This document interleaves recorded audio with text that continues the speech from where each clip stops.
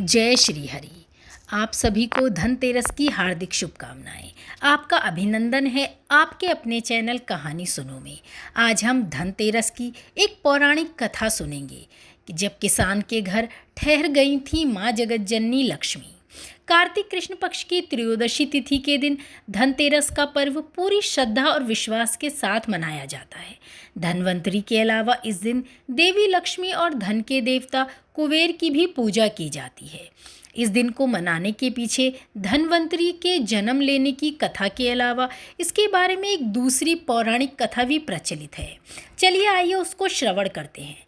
एक समय भगवान विष्णु मृत्युलोक में विचरण करने के लिए आ रहे थे। तब लक्ष्मी जी ने उनसे साथ चलने का आग्रह किया। तब विष्णु जी ने कहा कि यदि मैं जो बात कहूँ तुम अगर वैसा ही मानो तो फिर मेरे साथ चलो। तब लक्ष्मी जी ने उनकी बात मान ली और भगवान विष्णु के साथ भूमंडल पर आ गईं। कुछ देर बाद एक जगह पर पहुंचकर भगवान विष्णु ने लक्ष्मी जी से कहा कि जब तक मैं ना आऊं तुम यहीं ठहरी रहना। मैं दक्षिण दिशा की ओर जा रहा हूं, तुम उधर कदापि मत आना। विष्णु जी के जाने पर लक्ष्मी जी के मन में कौतूहल जागा कि आखिर दक्षिण दिशा में ऐसा क्या रहस्य है जो मुझे मना कर दिया, और प्रभु स्वयं चले गए। लक्ष्मी जी से रहा न गया और जैसे ही भगवान आगे बढ़े लक्ष्मी जी भी उनके पीछे पीछे चल पड़ी।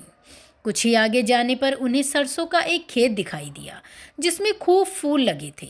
सरसों की शोभा देखकर वह मंत्रमुग्ध हो गईं और फूल तोड़कर अपना श्रृंगार करने के बाद आगे बढ़ीं। आगे जाने पर एक गन्ने के खेत में लक्ष्मी जी ने गन्ने तोड़कर चूसने शुरू कर दिए। उसी क्षण विष्णु जी आए और यह देख लक्ष्मी जी पर नाराज होकर उन्हें श्राप दे दिया कि मैंने तुम्हें इधर आने को मना किया था, पर तुम न मानी और किसान की चोरी का अपराध कर बैठी। अब तुम इस अपराध के जुर्म में इस किसान के 12 वर्ष तक सेवा करो। ऐसा कहकर भगवान उन्हें छोड़कर क्षीर सागर में चले गए। तब लक्ष्मी जी उस गरीब किसान के घर रहने लगी। एक दिन लक्ष्मी जी ने उस किसान की पत्नी से कहा कि तुम स्नान कर पहले मेरी बनाई गई इस देवी लक्ष्मी का पूजन करो, फिर रसोई बनाना, तब तुम जो मांगोगी मिलेगा। किसान की पत्नी ने ऐसा ही किया। पूजा के प्रभाव से लक्ष्मी जी की कृपा से किसान का घर दूसरे ही दिन अन्न, धन, रत्न, स्वर्ण आदि से भर गया। लक्ष्मी जी ने किसान को धन धान्य से परिपूर्ण कर दिया। किसान के 12 वर्ष बड़े आनंद से कट गए। फिर 12 वर्ष के बाद लक्ष्मी जी जाने को तैयार हुईं। विष्णु जी लक्ष्मी जी को लेने आए तो किसान ने उन्हें भेजने से इनकार कर दिया। तब भगवान ने किसान से कहा कि मैं इन्हें कौन जाने देता है, यह तो चंचला हैं, कहीं नहीं ठहरती, इनको बड़े बड़े नहीं रोक सके। इनको मेरा श्राप था, इसलिए 12 वर्ष तक इन्होंने तुम्हारी सेवा की। तुम्हारी 12 वर्ष सेवा का समय पूरा हो चुका है। किसान हठपूर्वक बोला कि नहीं, अब मैं लक्ष्मी जी को जाने ही नहीं दूंगा। तब लक्ष्मी जी ने कहा कि हे किसान, तुम मुझे रोकना चाहते हो तो जैसा मैं कहूँ वैसा ही करो। कल तेरस है, तुम कल घर को लीप पोत कर स्वच्छ करना, रात्रि में घी का दीपक जलाकर रखना और सायंकाल मेरा पूजन करना, और एक तांबे के कलश में रुपये भरकर मेरे लिए रखना। मैं उस कलश में निवास करूंगी, किंतु पूजा के समय मैं तुम्हें दिखाई नहीं दूंगी। इस एक दिन की पूजा से वर्ष भर मैं तुम्हारे घर में नहीं आऊंगी और तुम्हारे घर पर ही रहूंगी।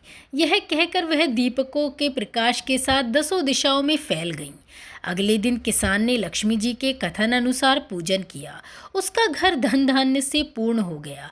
इसी वजह से हर वर्ष तेरस के दिन लक्ष्मी जी की पूजा होने लगी और लक्ष्मी जी उस किसान के घर हमेशा के लिए ठहर गईं। बोलो श्री लक्ष्मी माता की जय। कोई भी मेरे भक्तगण इस कथा को अगर तन और मन से सुनेंगे तो माँ लक्ष्मी जी उनके घर में भी ऐसे ही निवास करेंगी जैसे उस किसान के घर में निवास किया। जय श्री हरि। जय हो माँ लक्ष्मी की जय।